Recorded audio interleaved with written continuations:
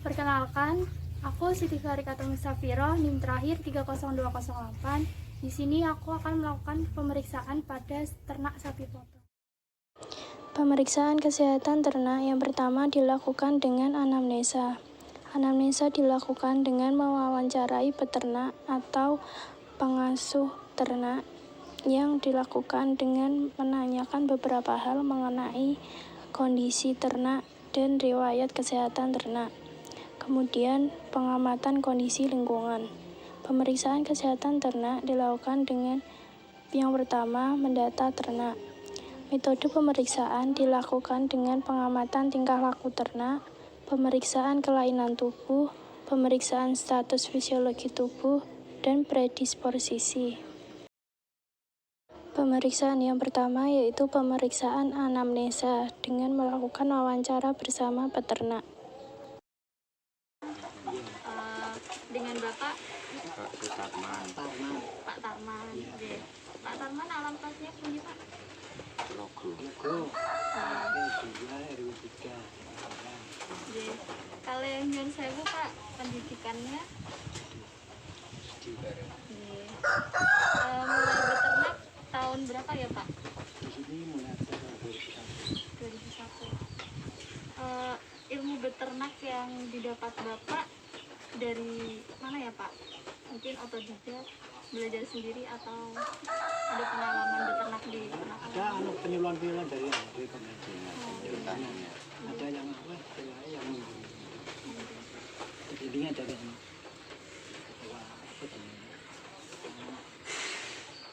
pokoknya ada yang bimbing dari pemerintah, dari penyuluhan tentang peternakan, tentang pemeliharaan. Lalu Pak, jumlah ternak di sini berapa ya Pak?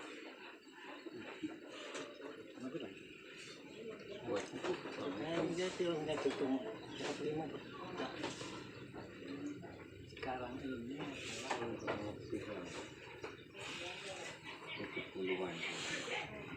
65-an 65 ekor ya Pak? Iya, selanjutnya Pak, bagaimana cara mengetahui kalau ternak Bapak itu sakit? sakit biasanya tidak mau makan, ada ingusan gitu, kayak buang pilek gitu.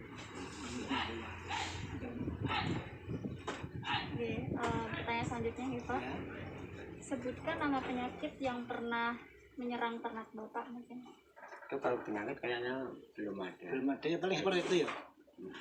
Ya cuma kaki bengkak biasa itu. Kadang kakinya pincang, Kayak itu apa dipanggilkan mantel gitu. Selanjutnya nih Pak, Yang sampai parah tidak ada. Tidak ada kejadian. lalu cara mengatasi apabila ada penyakit itu Pak? Kalau yang mendadak itu biasanya, ini pengalaman saya dengan teman-teman podo-podo peternak itu, sementara kalau ingusan, kalau yang dilewer aja itu sementara kasih budrek dengan pisang itu juga kadang bisa berhasil. Kalau enggak ya pakai ikan dokter yang ada dokter juga. Ya. Selanjutnya ya Pak, usaha untuk mencegah penyakit Pak.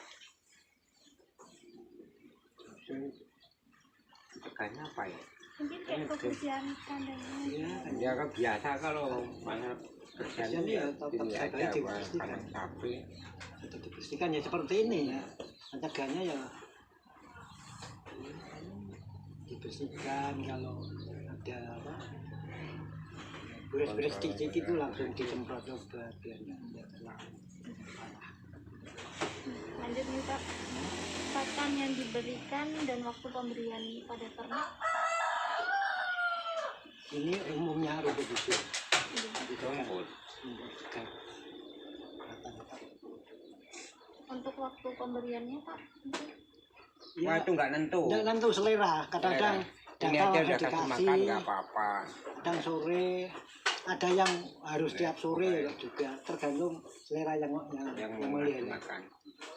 Tapi ada intensitas misalkan sehari 2 kali gitu Pak? Enggak. Ada ya Pak?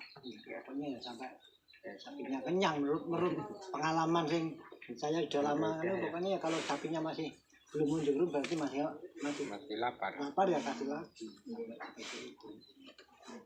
Lanjut nih Pak. Ya.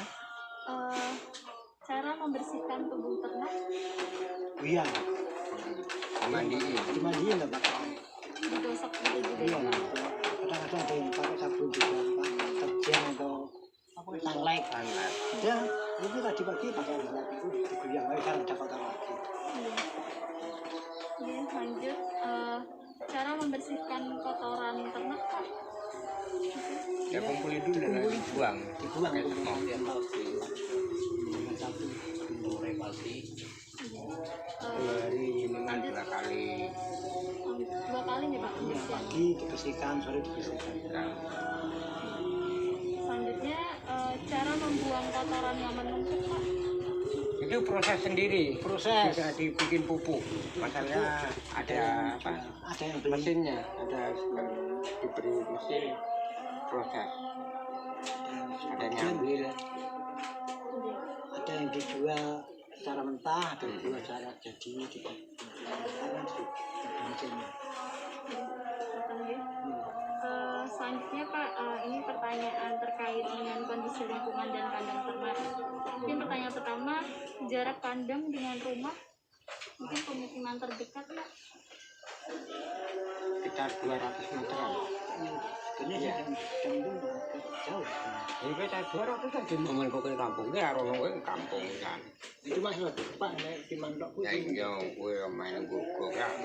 Tegese ra ora omah kampung kan. kita 200 meter ya Pak. Kurang lebih 200 meter. Kalau pertanyaan selanjutnya, apakah lingkungan di sekitar kandang itu mendukung untuk peternakan Bapak? Ya mendukung. Ada yang Warga mendukung. Lanjut, ada nggak Pak ternak lain di sekitar kandang sini? Kambing. kambing tuh, Ini sebelah itu kambing domba. Selanjutnya, untuk sumber airnya didapat dari Sumur. sumur ya Pak? Ini sumur ada 4. Memang khusus di peternakan sini. iya. Oke, selanjutnya kondisi saluran pembuangan fesesnya itu seperti apa Pak? Mungkin bisa digambarkan Kotoran. kotoran sapi. Paling ya, kalau hujan ya mungkin nganu kan Apa? ikut air hujan. Iya. Bagaimana? Ya nek sini buangnya pokoknya ke situ paling ke sungai itu kan ada airnya kecil. Ya, kecil. Airnya kalau mengalir ke situ. Berarti dibikin kayak parit gitu ya Pak? Iya. Paling kecil. Ya. Oke, selanjutnya nih Pak, tanaman yang ada di sekitar kandang Pandai ada. Udah kayak ini kejang pohon pisang. Ini kan pohon pisang. Kejang pohon pisang. bisa Rumputnya enggak. nggak ada ini Pak, pohon-pohon besar gitu buat naungan. Tebang, masalahnya apa? Kalau ada hujan angin kan bahaya. Tuh. Oke. Ini dulu udah ada tebang ini semua. Tebang. Ada Katanya banyak mau pohon dibuatkan besar.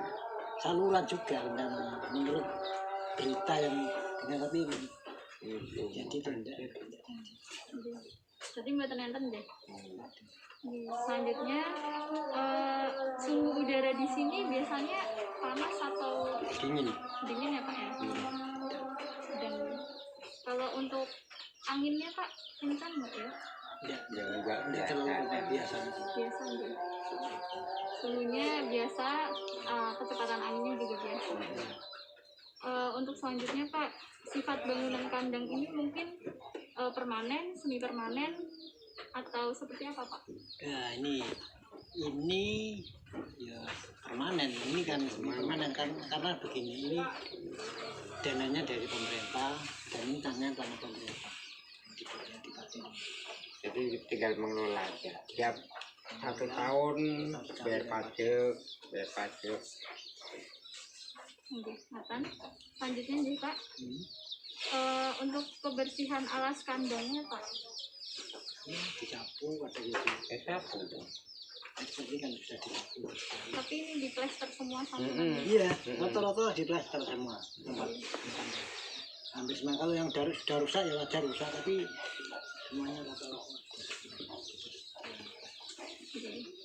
Untuk selanjutnya nih Pak, untuk tempat pakan dan minumnya itu permanen atau semi permanen Pak? Permanen. Untuk tempat minumnya Pak? Tempat minumnya ember biasanya, atau ember atau tong, tembur gitu. Selanjutnya nih Pak, untuk kondisi lain ya Pak yang menurut Bapak kayak perlu untuk diperbaiki gitu dari kandang itu. Ini berlebihan ya banyak itu kadang-kadang sampah, kadang-kadang pupuk sudah rusak. Berarti sampun nih Pak, makasih banget Pak. Oh, Ini untuk yang peternaknya sudah selesai. Pemeriksaan kesehatan sapi potong yaitu pemeriksaan yang dilakukan dengan mengamati tingkah laku dan kondisi fisik ternak sapi. Berikut merupakan data ternak sapi yang akan diamati kondisi kesehatannya. Pemeriksaan kesehatan ternak yang pertama yaitu pengamatan tingkah laku ternak. Pengamatan tingkah laku ternak dilakukan dengan mengamati tingkah laku ternak mulai dari posisi ternak, aktivitas gerak, nafsu makan, kondisi permukaan kulit ternak, kelainan yang ada pada ternak, serta kondisi lubang tubuh yang ada pada ternak.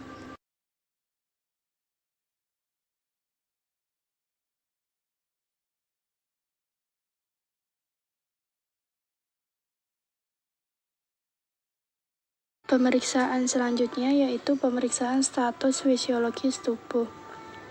Pemeriksaan status fisiologis tubuh yang pertama yaitu gerakan nafas. Gerakan nafas diperiksa selama 1 menit.